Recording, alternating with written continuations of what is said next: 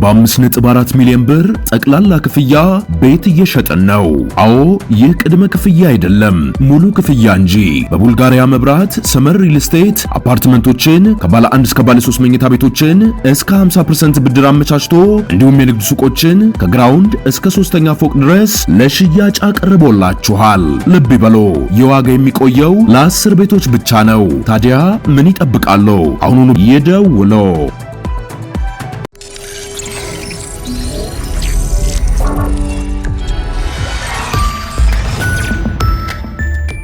ይህ አዋዜ ሰበር ነው። ኢራን ለመጀመሪያ ጊዜ ከታወቁት ኢላማዎቿ የወጣና በጣም የደፈረ እርምጃ መውሰዷን አስታወቀች። በኦማን ዱኩም ወደብ ላይ ለአሜሪካ አውሮፕላን ተሸካሚ የጦር መርከቦች የተዘረጉትን የሎጂስቲክስ ድጋፍ መስጫ ማዕከላትና የነዳጅ መቅጃ መዋቅሮች ላይ ያልተጠበቀና ከባድ ጥቃት ማድረሷን ኢሪብ የተሰኘው የሀገሪቱ ዜና ምንጭ አስታውቋል። ኃያሉ የኢራን እስላማዊ አብዮታዊ ዘብ ሕዝብ ግንኙነት ለዜና ምንጩ እንደገለጸው የኦማን ወደቡ የአሜሪካ አውሮፕላን ተሸካሚ መርከቦች የሎጂስቲክስ ድጋፍ መስጫ ማዕከላትና የነዳጅ መቅጃ መዋቅሩ ሙሉ በሙሉ ወድመዋል። ይህንን በአይነቱ የተለየና አዲስ ጥቃት እስላማዊ አብዮታዊ ዘቡም ለአሜሪካ የቦምብ ቅጥቀጣዎች የሰጠው ሦስተኛ ምዕራፍ ምላሽ መሆኑን ገልጿል። አሜሪካ ሌሊቱን ከባለፈው ሮብና ሐሙስ የባሰም የሰፋና የከፋ አዲስ ቅጥቀጣ ዛሬ ሌሊቱን ስታካሄድ አድራለች። ሮብና ሐሙስ በቅደም ተከተል 80ና 90 ኢላማዎች አነኮትኩ ማለቷ አይዘነጋም። የትናንት ሌሊቱ ደግሞ 140 ኢላማዎችን ያንኮታኮተ መሆኑን ማዕከላዊ እዙ ገልጿል። በሦስት ቀናት ድብደባ የተቀጠቀጡት የኢራን ኢላማዎች ቁጥር ከ300 አልፏል። አሜሪካ ሦስተኛውን የጥቃት በላ ለማካሄድ ያስገድዳት ኢራን በሆርሙዝ ሰርጥ ላይ ሲተላለፍ በነበረ የንግድ መርከብ ላይ ተኩስ ከፍታ ከባድ ጉዳት ካደረሰች በኋላ ነው። አብዮታዊ ዘቡ መርከቧ ላይ ከተኮሰ በኋላም ሆርሙዝ ሰርጥ ለጊዜው ዝግ ነው ሲል አውጇል። የተመታችው የቆጵሮስ ባንዲራ ታውለበልብ የነበረች መርከብ ስትሆን በደረሰባት ጉዳት የተነሳ መርከበኞቿም ራሳቸውን ለማዳን ጥለዋት መውጣት ነበረባቸው። አንድ መርከበኛ የደረሰበት አልታወቀም። አሜሪካ የደበደበቻቸው የኢራን ግዛቶች የተለመዱት ናቸው። ቡሻህር ክፍለ ሀገር አንዷ ናት። የዋና ከተማዋ ስምም ተመሳሳይ ቡሻህር ሲሆን የከተማዋ መዳረሻ ላይ በዚሁ ስም የሚጠራ ቡሻህር የሚሰኘው የኒውክሌር ተቋም ይገኝበታል። ሁለተኛው ግዛት ደግሞ ከሆርሙዝ አጠገብ የሚገኘውና የኢራን ዋነኛ መከላከያ የምትባለው ኬሸም ደሴት ናት። ከመሬት በታች የሚሳኤል ከተሞች ተብለው የሚታወቁም የዋሻ ውስጥ መናሪያ እንዳሏት ይዘገባል። ሦስተኛዋ የሆርሙዝ ሰርጥ የዳርቻ የወደብ ከተማዋ ባንዳር አባስ ነች። እንደ አሜሪካ ጥቃት መስፋፋትና መፋፋም መጠን የኢራንም በትይዩ ተንሰራፍቷል። ሦስተኛ ምዕራፍ ካለችው የኦማን ወደብ የአሜሪካ አውሮፕላን ተሸካሚዎች የሎጂስቲክስ ድጋፍ ማዕከላትና ነዳጅ መቅጃ መዋቅር በተጨማሪም ከሳውዲ አረቢያና ከኢራቅ በስተቀር የቀሩትን የሰላጤው ሀገራት ወቅራቸዋለች፣ በርቀት ዮርዳኖስንም ጨምሮ። በዮርዳኖስ የልዑል ሐሰን የአየር ኃይል ጦር ሰፈር ላይ ተኩሻለሁ ብላለች። የተባበሩት አረብ ኤሚሬትስ ባለሥልጣኖችም ለተተኮሰብን ሚሳኤልና ሰው አልቦች ማጨናገፊያ እየተኮስን ነው ብለዋል። ባህሬን የአደጋ ጥሪ አስተጋብታ ዜጎቿን መሸሸጊያ ግቡ ብላለች። ኳታርም ሚሳኤል መክቻለሁ ስትል አስታውቃለች። ትናንት ቅዳሜ የኢራን ውጭ ጉዳይ ሚኒስትር አባስ አርጋቺ ኦማን መስካት ተገኝተው ከአገሪቱ ውጭ ጉዳይ ሚኒስትር ሳይድ ባድር አልቡሳይድ ጋር በሰርጡ ላይ አተኩረው መነጋገራቸው ታውቋል። ኦማን የሰርጡን የትራፊክ እንቅስቃሴ በተሻለ ለመምራት ያስችላል ያለችውን ጊዜያዊ የመፍትሄ ሐሳብ አቅርባለች። ሐሳቡ በሰርጡ ሁለት መተላለፊያዎች እንዲኖሩ ነው። አንዱ በኦማን የውሃ ክልል ውስጥ የሚያስተላልፍ ደቡባዊ ኮሪደር የሚባል ሲሆን ሁለተኛው ደግሞ በኢራን የውሃ ግዛት ውስጥ የሚያስተላልፍ ሰሜናዊ ኮሪደር የሚባለው ነው። አስተዳደራቸው ለየቅል ይሆናል በሐሳቡ መሠረት። ያ ከሆነ ሰርጡ ከጦርነቱ በፊት የነበረውን ትራፊክ ያክል ማስተላለፍ ያስችለዋል የሚል ነው። ይህ በእንዲህ እንዳለም ፕሬዚደንት ዶናልድ ትራምፕ ኢራን እሳቸውን ለመግደል ከሞከረች ምን አይነት እርምጃ ሊወሰድባት እንደሚገባ ከወዲሁ ትዕዛዝ መስጠታቸውን በማኅበራዊ ገጻቸው ባለፈው አርብ በሰፊው ማስፈራቸው ይታወቃል። 1000 ሚሳኤሎች ተቀባብለው ተደግነዋል። ከእነሱ መወንጨፍ በኋላም በሺዎች የሚቆጠር የሚሳኤል ውርጅብኝ ይቀጥላል። ትዕዛዙ ከወዲሁ የደረሰው የአሜሪካ ጦር ይህንን ለመፈጸም ዝግጁነትና ፍላጎቱ ጽኑ ነው ብለዋል። ጥቃቱ ለ1 ዓመት ሳያቋርጥ የሚቀጥል ሲሆን እንደ አስፈላጊነቱ ሊራዘምም ይችላል ብለዋል። የኢራን ግዛቶችን ሙሉ በሙሉ ያወድማል፣ ያጠፋል ብለዋል። ከመጨረሻው ለመጀመር አዲስ ዓመት አዲስ ነገር ከሌለው ምንን አዲስ ዓመት ሆነ? ሁልጊዜም እንደምንለው ከደንበኞቻችን የምንፈልገው እርካታን ብቻ ነው እንላለን። ለአዲሱ ዓመት ደግሞ ከእርካታ ጋር ታላቅ ደስታን ጨመርንበት። ሽልማት እንደ ሁልጊዜው የወደዱትን አዘው ከወዳጆቹና ከቤተሰቦ ጋር ውብ ጊዜን እያሳለፉ 250 ድርሃምና ከዛ በላይ ተጠቃሚ ሲሆኑ የዕጣው ተሳታፊ ይሆናሉ። ኩፖኑ ላይ ስምና አድራሻውን ሞልተው በተቀመጠው ሳጥን ውስጥ ይከታሉ። ኦንላይን ለምታዙ ደንበኞቻችን ትዕዛዙ ከ250ና ከዛ በላይ ከሆነ ኩፖን አብረን የምንልክ ሲሆን ሞልተው በዱከም ሬስቶራንት በሚገኘው ሳጥን ማስገባቱን አይዘንጉ። ዕጣው የሚወጣው የአይፎን 17 ፕሮማክሱ ኦገስት 8 ሲሆን BYD ሶንግ ፕላስ ብራንድ ኒው መኪና ደግሞ ሴፕቴምበር 12 ይሆናል። የዱባይ ኢኮኖሚ ዲፓርትመንት ፍቃድ የሰጠው የመንግሥት አካል በተገኘበት ዕጣው የሚወጣ ሲሆን በዱከም የሶሻል ሚዲያ ገጾች ላይ በቀጥታ የሚተላለፍ ይሆናል። አይተው ነክተው ዳሰው የመጀመሪያውን ሰልፊ ተነስተው ዕድልዎን ያሳምሩ። በዕጣው ተሳታፊ ለመሆን 250 ድርሃም ወይም ከዚያ በላይ ተጠቃሚ መሆን፣ ለእያንዳንዱ 250 ድርሃም አንድ ኩፖን ይቀበሉ። የኩፖን ብዛት ገደብ የለውም። ብዙ ሲጠቀሙ ብዙ ዕድል ያገኛሉ። ሕግና ደንቦች ተፈጻሚ ይሆናሉ። ምግብ በልተው መኪና የሚሸለሙ ከሆነ ከዱከም ውጭ የት ይመገባሉ? ለሁሉም ውድ ደንበኞቻችን መልካም ዕድል እንመኛለን። ዱካም ዱባይ። የዶናልድ ትራምፕን ይሄንን መግለጫ ለመረዳት ያስቸግራል። እንግዲህ ትዕዛዙ ከወዲሁ ተሰጥቷል። ለዚህ የሚያስፈልገው ዝግጅትም ተደርጓል የሚሉት በእርግጥ ኢራን ውስጥ ከ2020 የጀመረ ነው ዶናልድ ትራምፕን መግደል ወይም ደግሞ በቁጥጥር ስር አውሎ በኢራን ፍርድ ቤት ማቆም የሚል ሬቶሪክ አለ። ከዛ ባለፈ ይህንን ፍላጎት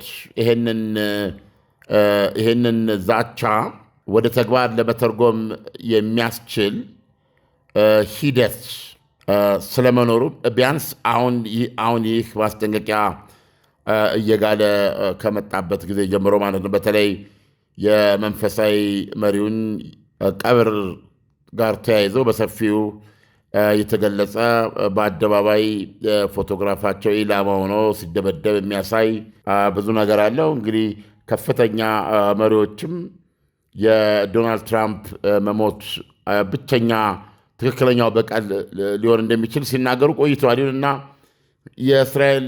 እስራኤልም በእቅድ እሳቸውን ለመግደል ኢራን እያሰበች ወይም አይሮን ነው እየተንቀሳቀሰች ነው የሚል የስለላ መረጃ መስጠቷ ተዘግበዋል። ይሁንና ይህ የተባለው የመግደል ፍላጎት ወደ መግደል ተግባር ሊያስኬደ የሚችል የተዘረጋ እቅድ ስለመኖሩ ግን ማንም የገለጸ የለም። ስለዚህ ዞሮ ዞሮ የሚያሳየው ዶናልድ ትራምፕ ይህንን የዛቻ እና የበቀል ጫጫታ ሲሪየስሊ የወሰዱት ይመስላል።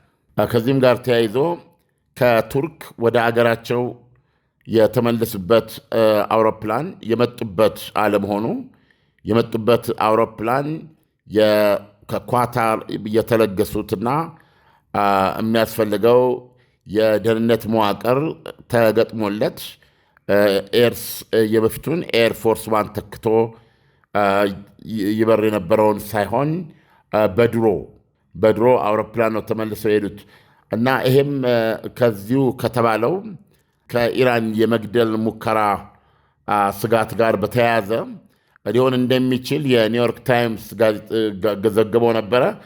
ጋዜጠኞቿ መጥሪያ እንደደረሳቸው ነው እና ከዚህ ጋር ግንኙነት የሌለው ነገር እንደሆነ እየሰማ ነው። ዞሮ ዞሮ ግን ዶናልድ ትራምፕ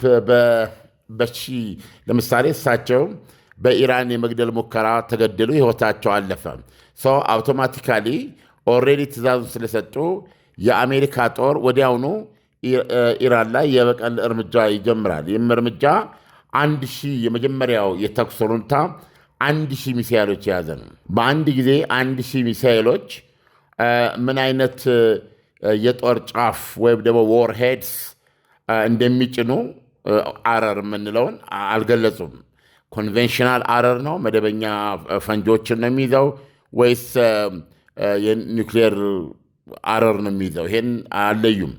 ነገር ግን እነዚህ 1000 ሚሳይሎች ከተኮሱ በኋላ ኢሚዲየትሊ ማለት ነው ወዲያውኑ የዶናልድ ትራምፕ በኢራን ጥቃት ከዚህ ዓለም በሞት መለየታቸውን ተከትሎ ወይም የመቁሰል አደጋ የሚሆን ወይም በሕይወት ቢተርፉም ጥቃት ከተካሄደ ይሄ ይተኮሳል ማለት ነው። ከዛ በኋላ ከዚህ የመጀመሪያው ብሊስክሬግ በኋላ በሺዎች የሚቆጠሩ ሌሎች ሚሳይሎች ይጎደጎዳሉ ኢራን ላይ። እንደዚህ አይነቱ ጥቃት ሰጥቻለሁ ነው የሚሉት ከወዲሁ። የአሜሪካ ጦርም እንደ የዋና አዛዡን ትእዛዝ ተቀብሎ ለአፈጻጸሙ ዝግጁ ሆነዋል። ለ1 ዓመት ሳያቋረጥ የሚቀጥል ነው። አስፈላጊ ከሆነ ደግሞ ከ1 ዓመትም በላይ ሊራዘም ይችላል።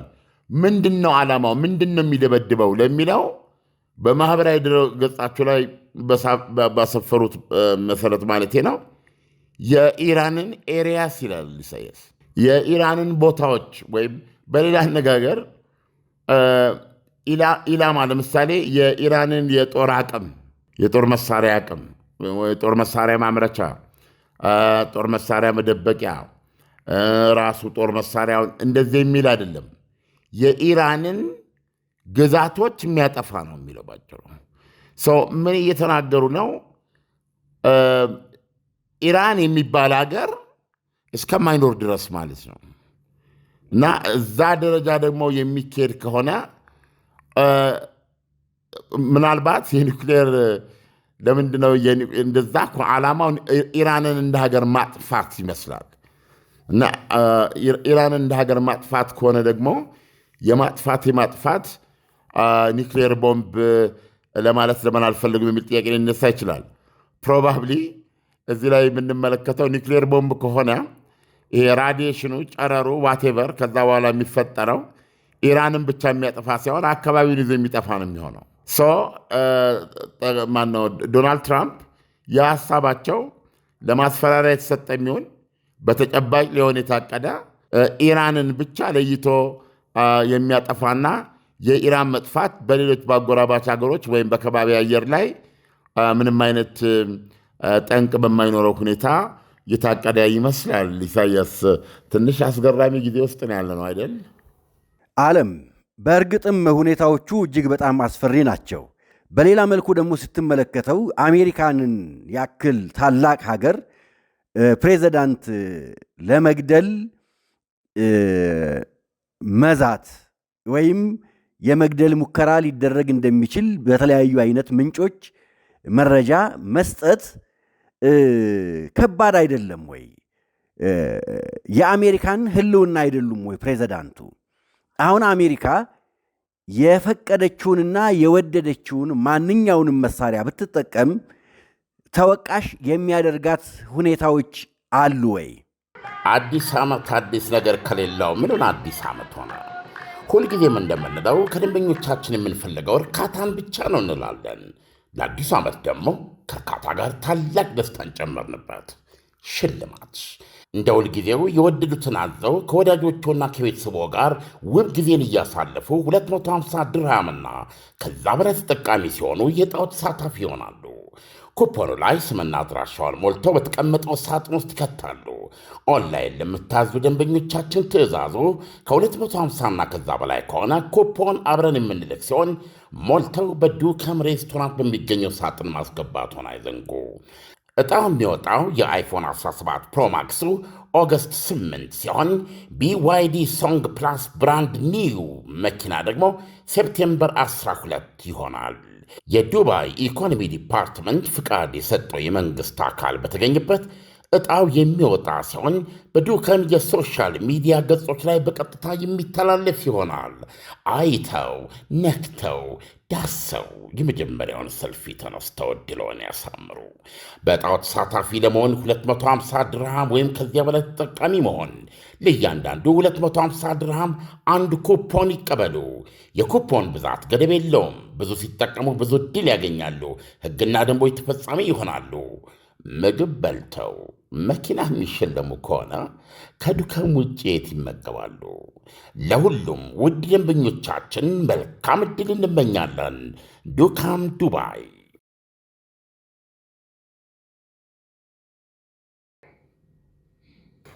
መሪ በአንድ ሀገር ስለተገደለ የዛን ሀገር ሕዝብ አጥፋ የሚል ኮመን ሴንስም ያለ አይመስለኝም።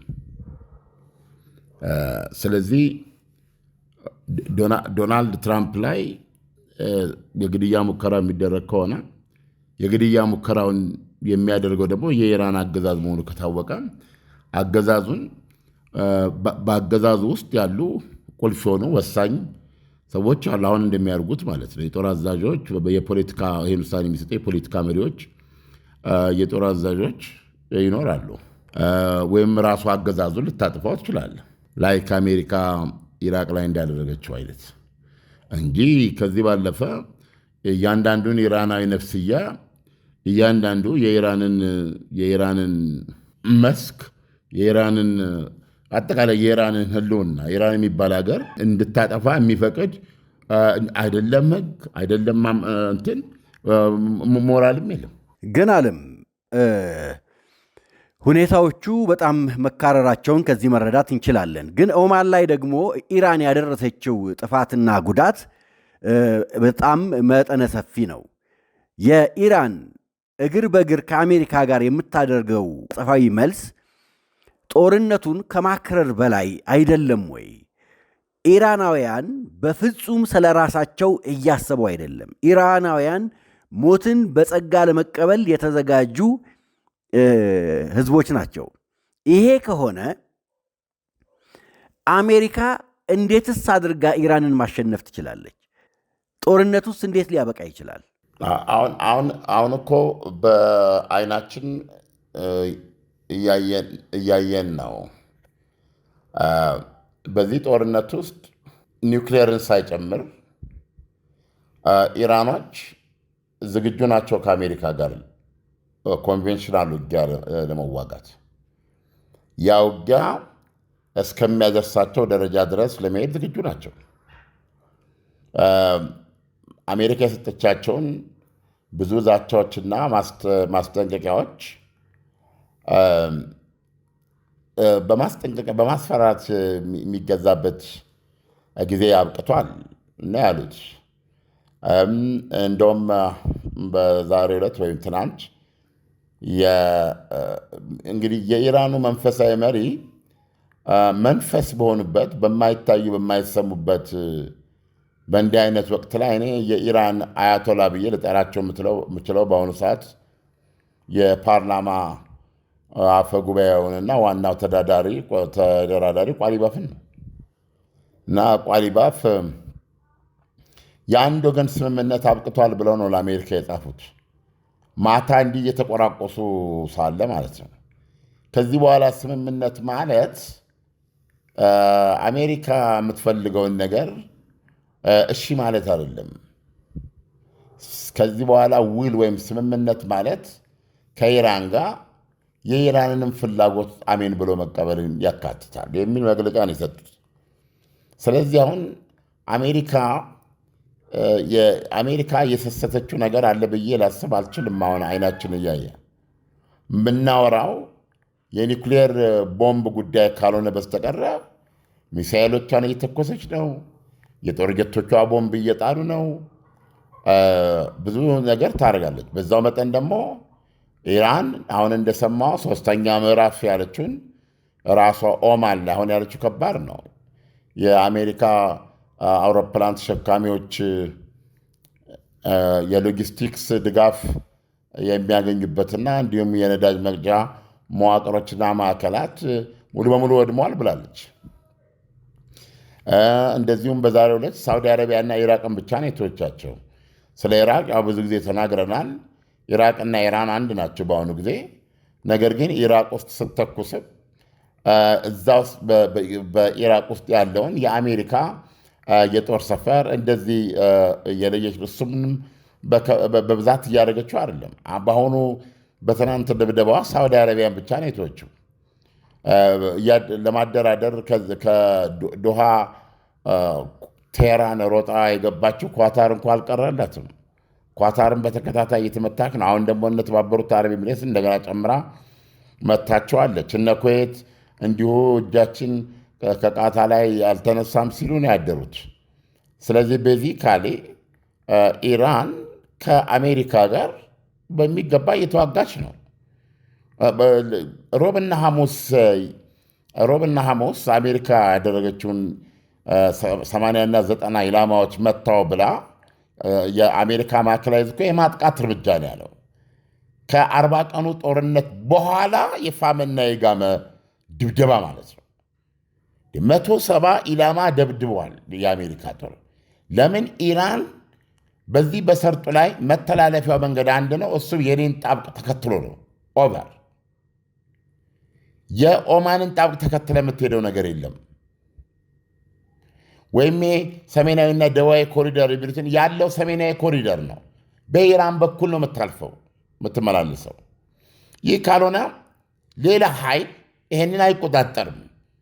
የአንቀጽ ባለ 14 ነጥቡ ያልተግባብተውም ስምምነት ቁጥር 5 ይሄንን መብቴን የሚያረጋግጠው አንብቡት እያለ በተደጋጋሚ እያወጣች ነው። ይህን በኋላ ሄድንበታል። በሱ ላይ እንትን አንልም። አልተግባብተውም ነው እሱ እንደዛ ነው።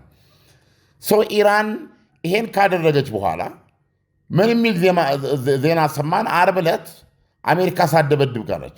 ለምን ተባለ? በአሜሪካ በኩል ኢራኖች እሺ በቃ ስህተት ነው ብለዋል።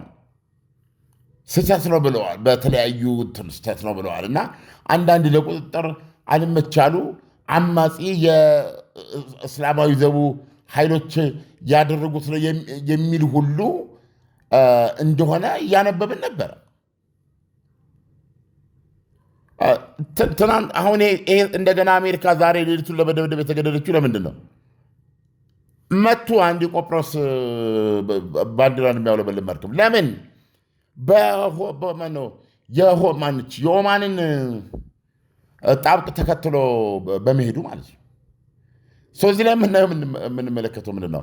ሁለት ኃይሎች እየተዋጉ ነው። አሜሪካ እስካሁን ድረስ የምትመታቸው ቦታዎች የታወቁ ናቸው። ደጋግመን ከመጥራታችን የተነሳ ማንም ሊያውቃቸው ይችላል። በአጠቃላይ የኢራን ደቡባዊ ግዛቶችን የወደብ ከተሞችንና እዛ ሆርሙዝ ሰርጥ መሃል የምትገኘውን ኬሽም ደሴት ነው ሲሪክ የምትባል የወደብ እነዚህ ጋር ነው ድብደባው። ኢላማ ምንድን ነው? የማይለወጥ የራዳር ጣቢያ፣ የሚሳኤል፣ የሰው አልባ ማከማቻ እንደዚህ ነው ያለው እንትን ኢራን። ነገር ግን የድብደባው ኢንተንሲቲ ይለያያል። የትናንቱን ስታየው 140 ማለት ኦልሞስት ሮብና ሐሙስ ያደረገችውን በእጅጉ የሚበልጥ ነው።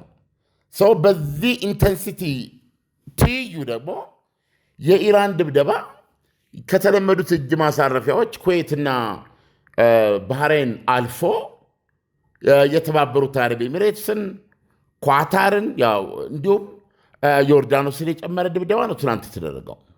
እና ይህን ስትመለከት እኔ የሚታየኝ በመደበኛ ውጊያ ውስጥ እነዚህ ሁለት ኃይሎች እየተፋለሙ ነው እና እኔ በኩያነት ነው የማያቸው በኩያነት ነው የማያቸው። ምክንያቱም አሜሪካ ትልቅ ሀገር ናት፣ ሌላ ሀያል ሀገር ናት። ሜንላንዷን ወይም ራሷን ልታገኝ አትችልም። ነገር ግን አውሮፕላን ተሸካሚዎችን በመጠቀም እንደ ሀገር ነው የሚቆጠሩት። አውሮፕላን ተሸካሚዎች ቢያንስ 2 አውሮፕላን ተሸካሚ መርከቦች አሉ። አውሮፕላኖች እየተነሱ እያረፉ የሚደበድቡበት። እነዚህን አድርገህ በክልሎቹ ያላትን ከ50 ሺህ በላይ ወታደሮች አሏት። እነዚህ በሙሉ የአሜሪካ ጦር ሰፈሮች ያላቋረጠ ጥቃት ላይ ናቸው። በባህሬን 5ኛው የአሜሪካ ባህር ኃይል ጦር ሰፈር አለ። ዳርቻው ላይ ደግሞ የዛ መናኸሪያ ባላቋረጠ ሁኔታ ነው እዛ የሚደበደበው። በኩዌት የተለያዩ የአሜሪካ ይዞታዎችና ወታደራዊ ተቋማት ነው የሚደበደቡት።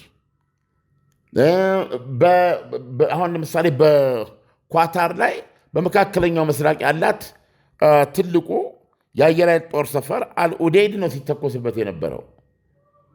ስለዚህ አሁን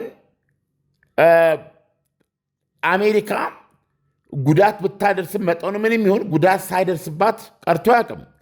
ጉዳቱ አንደኛ የወታደራዊ ይዞታዋ ጉዳት ብቻ አይደለም። የሰላጤው ሀገሮች እኛ የዚህ ጦርነት አካል አይደለንም እያሉ ድምፃቸውን እያሰሙ ነው። ፕሊስ አይደለንም። ምክንያቱም እዚህ ጦርነት ውስጥ ይሄ ጦርነት በዋነኛነት ተጎጂ የሚያደርጋቸው እነሱን ነው። አሁን ይሄ ጦርነት ቢቀጥል አሜሪካ ለምሳሌ እልዋ እስኪወጣላት ድረስ ሁለተኛ አነካም እስክትል ድረስ በሚል ድብደባ ብትቀጥል እነዚህ ሀገሮች ላይ የሚደረገው የሚሳኤልና የሰው አልባ ድብደባ ሳያባራ ይቀጥላል ማለት ነው። ያ ማለት ባክ ቱ ዚሮ። እነዚህ ሀገሮች በየቀኑ የ1 ቢሊዮን ዶላር ኪሳራ ሲያስተናግዱ የቆዩ ናቸው። የቱሪዝም፣ የኤር ትራቨል እንደገና ደግሞ አክቹዋሊ በመሰረተ ልማቶቻቸው ላይ በሚደርስ መርሳት የለብንም። ኳታር ላይ የደረሰው 126 ቢሊዮን ዶላር ኪሳራ መርሳት የለብንም። የተባበሩት አረብ ኤሚሬትስ ብቸኛ የኒውክሌር ተቋም ጄኔሬተሩ መመታቱን ነው ምን ማለት እንደሆነ ሰው እንደዚህ እያልክ ስትሄድ እነዚህ ሀገሮች ናቸው በዋነኛነት አሁን የኢራን ጌም። አሜሪካ ጥቃቱን እስከቀጠለ ድረስ እኔም እነዚህን ማነቦጤን እቀጥላለሁ። ያን ጊዜ ከኔ ይልቅ እነሱ ናቸው በሶባቸው ይሄ ጦርነት ይቁምልን ብለው ሲቻል በልመና አንድ ፖይንት ላይ ግን በቀኛ በዚህ ጦርነት አካል አይደለንም ብለው ሳዑዲ አረቢያ እንዳደረገችው ማለት ነው። ሳዑዲ አረቢያ እኮ ቤዚካሊ ፕሮጀክት ፍሪደም የተባለውን የአሜሪካንን እቅድ መርከቦችን እያጀቡ የማስኬድ በከፍተኛ ደረጃ የተገለጸ እቅድ አይቻልም። የጦር አውሮፕላኖች ከኔ ግዛት ሊነሱ አይችሉም፣ የአየር ክልሌ ለዚህ ዝግ ነው በማለት በወሰደችው አቋም ምክንያት ተሰርዟል። እነዚህን ስትይዝ እና አሜሪካ ደግሞ ኦኬ እነዚህ ዱላዎች እነዚህ በትሮች ስላልበቋት ነው ኢራን እና ለምን የኤሌክትሪክ ተቋሟን የኤነርጂ ተቋሟን እንደዚህ እንደማወድም አላሳያትም ብላ በምትልበት ጊዜ አሜሪካ ዩ ዌልካም በሰፈሩት ቁና ይሰፈራሉ የሰላጡ ሀገሮች። የኢራን ታክቲክ አሜሪካ ብቻሽን የምታደርጊው ነገር የለም። እዚህ ጠቅላላ ያሉት የሰላጡ ሀገራት ናቸው እዚህ እንድትመጪ ዋነኛ ምክንያቶች። የእነዚህ ተገንና ጠባቂ ነሽ አንቺ። እዚህ ውስጥ ነው ስንት ቢሊየን ብር ገንዘብ ሽርክናው ያለሽ። ከዚህ ከእያንዳንዱ ኤሚር ጋር ያለሽ የኢኮኖሚ ትስስር ነው ያንቺ እዚህ ጋር ያለሽ ትልቁ ፋይዳ ነዳጁ። ስለዚህ ወደዛ መንገድ የምትሄጅ ከሆነ ሲጀመር የውሃ ማጣሪያቸውን ሳይቀር የነዳጅ ማጠራቀሚያዎቻቸውን ሳይቀር የኤሌክትሪክ ተቋሞቻቸውን ሳይቀር ይዘን ነው የምንሞተው። ስለዚህ ይሄ ፒውርሊ የውጊያ ስትራቴጂ ነው። ኢራንን ለማጥፋት ስትነሽ እነሱ እንደሚጠፉ ተቀብለሽ ነው። ያንን አስቢ፣ ውርድ ከራሳችን የሚል ነው። ስለዚህ ውጊያው በመደበኛ መሳሪያዎች ውጊያ እስከሆነ ድረስ አይደለም። አሁን የ140 ኢላማ፣ የ90 ኢላማ፣ የ80 ኢላማ በመካከለኛው ምስራቅ ብቸኛው ሌላ ሀያል የሆነው የእስራኤል አየር ኃይል 200 እና 300 የጦር ጀቶች የአሜሪካ ቁጥር ሰፈር የሌላቸው ጀቶች ለ40 ቀናት ክንዳቸው እስኪዝል ደብድበው እነ ቋሊባፍ አሉ። ስለዚህ በዚህ አሁን ከዚህ አንጻር ምን ማለት ማየት አለብን? ኢራናውያን ማለት እንትናቸው ዝም ብለው የሚል ነገር ልናደርጋቸው እኔ የማየው እኔ በሁለት ተመጣጣኝ ኃይሎች መካከል የሚካሄድ ውጊያ ነው። ዓለም አሁን እንግዲህ ጦርነቱ በአንተም ትንታኔ ወይም ደግሞ ዓለም በዚህ ሰዓት የዓለም ዜና ምንጮች ያስቀመጡት ያለው ተጨባጭ እውነት አሁን አንተ ያስቀመጥከውን ነው። ዶናልድ ትራምፕ ወደ ቱርክ የሄዱበት አንዱም እና ዋናው ምክንያት የኔቶ አብሯቸው እንዲሰለፍ ለማድረግ ነበረ። ኔቶ በአቋም ደረጃ የወሰደው እርምጃ ምንድን ነው? ሆርሙዝ ሰርጥ እንደቀደመው በነፃነት የትኛውም ዓለም የሚንቀሳቀስበት ሰርጥ መሆን አለበት በሚለው የጋራ አቋም ተስማምተዋል። ኢራን ደግሞ ይሄንን ተቃውማለች። ኔቶ ወደዚህ ቢመጣ የተለየ ለውጥ በዚህ ጦርነት ላይ ያመጣል ብለህ ታስባለህ? ዓለም በ5.4 ሚሊዮን ብር ጠቅላላ ክፍያ ቤት እየሸጥን ነው። አዎ ይህ ቅድመ ክፍያ አይደለም፣ ሙሉ ክፍያ እንጂ። በቡልጋሪያ መብራት ሰመር ሪል ስቴት አፓርትመንቶችን ከባለ 1 እስከ ባለ 3 መኝታ ቤቶችን እስከ 50% ብድር አመቻችቶ እንዲሁም የንግድ ሱቆችን ከግራውንድ እስከ 3ኛ ፎቅ ድረስ ለሽያጭ አቅርቦላችኋል። ልብ ይበሉ፣ የዋጋ የሚቆየው ለ10 ቤቶች ብቻ ነው። ታዲያ ምን ይጠብቃሉ? አሁኑኑ ይደውሉ። እሱ በጥያቄው ብናልፈው ይሻላል። በውስጡ ብዙ ጉዳዮች አሉት። እነሱን ወደፊት እንመልስባቸዋለን። ኢሳያስ፣ በነገራችን ላይ ትናንት ምሽት በዓለም እግር ኳስ በጣም ወሳኝ ሁነቶች ተከስተዋል። ምናልባት አይተ ይሆናል ኢሳያስ።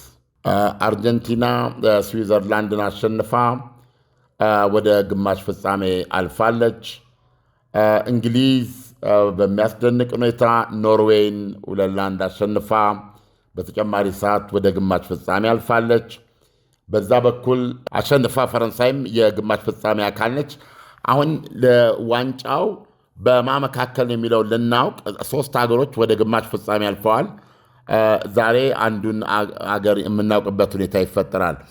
ስለዚህ በአዋዜ ልዩ ላይ ደግሞ ይህንን የስፖርት ዜና ይዘን እንደምንቀርብ ለመግለጽ ፈልጌ ነው። ኢሳያስ፣ በነገራችን ላይ በትናንትናው የእግር ኳስ ውጤት የተነሳ እንግሊዝ ኖርዌይን አሸንፋ በማለፏ እና አርጀንቲና ደግሞ ስዊዘርላንድን በማሸነፏ የቀጣዩ የግማሽ ፍጻሜ ግጥሚያ በእንግሊዝ እና በአርጀንቲና መካከል ነው። ኢሳያስ፣ የዛሬ 40 ዓመት በሜክሲኮ የዓለም ዋንጫ አስቴክ ስታዲየም ዲያጎ ማራዶና የሚባል ዘ ጎልደን ቦይ ኦፍ አርጀንቲና ራሱን ለዓለም የከሰተበትና ሀገሩን አርጀንቲናን በ4 ዓመት ልዩነት ነው በ8 ዓመት ልዩነት ሁለተኛ ዋንጫ የሰጠ ነው። በ78 ዓመተ ምህረት ዋንጫ የበላች ሀገር ነች አርጀንቲና።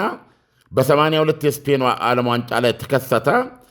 እግራ ጨዳ በሚባል ተጨፍጭፎ የችሎታውን ሳያሳይ ተሰናከለ።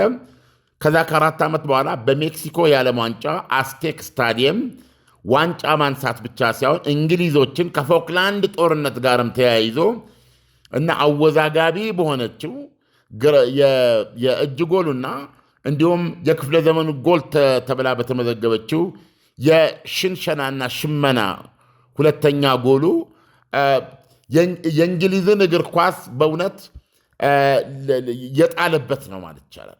እና እንግሊዞች ከ40 ዓመት በኋላ በዚሁ በአስቴክ ስታዲየም ከአስተናጋጇ ሜክሲኮ የማተሸነፍበት መሬት ነው። አዚም ያለው መሬት የሚባል ነው። ሜክሲኮን አስቴክ ስታዲየም ላይ ማራዶና እንደማትነሳ አድርጎ የጣላት ስታዲየም ላይ ሜክሲኮን አሸንፋ ነው ለዚህ በቃቸው። ትናንትና ደግሞ ኖርዌይን ያለፈችው። እኔ በዚህ እወራረዳለሁ። ይሄ የእንግሊዝ ቡድን አይነ ጥላውን ገረገራውን ይሄ የምትለው ደንቃራውን ጥራልኝ በአጠቃላይ የምትለው ነገር ይሄ የእንግሊዝ ቡድን ኳስ መጫወት አይደለም ችግሩ፣ ቅልስልስ ነው። ብሔራዊ በጣም በሚዲያ ፍርሃት ውስጥ የኖረ ነው። ይሄ የእንግሊዝ ቡድን በእውነት የዘንድሮውን የዓለም ዋንጫ ሊያነሳ ይችላል ብዬ አንገቴን እሰጥለታለሁ። ምክንያቱም አስቴክ ስታዲየም ሰው ከወደቀበት ቦታ ነው የሚነሳው እና የእንግሊዝ ቡድን ከወደቀበት ቦታ መነሳቱን የሚያረጋግጥ ነው። ትናንትና ኖርዌይን ማሸነፉን ይህን ብዙዎች ላይቀበሉ ይችላሉ። ይሄ እኔ እምነት ነው እና ይህንን በአዋዜ ልዩ ይዤ የምቀርብ መሆኑን ለመግለጽ ፈልጋለሁ። አዋዜን ላይክ፣ ሼር፣ ሳብስክራይብ አድርጉ። ሳብስክራይብ ስታደርጉ በተለይ የደወል ምልክቱን ካልተጫናችሁ በስተቀረ የአዋዜ በየዕለቱ የሚጭንላችሁ ሊመጣ አይችልም። መልካም እሑድ ኢሳያስ። መልካም እሑድ ዓለም።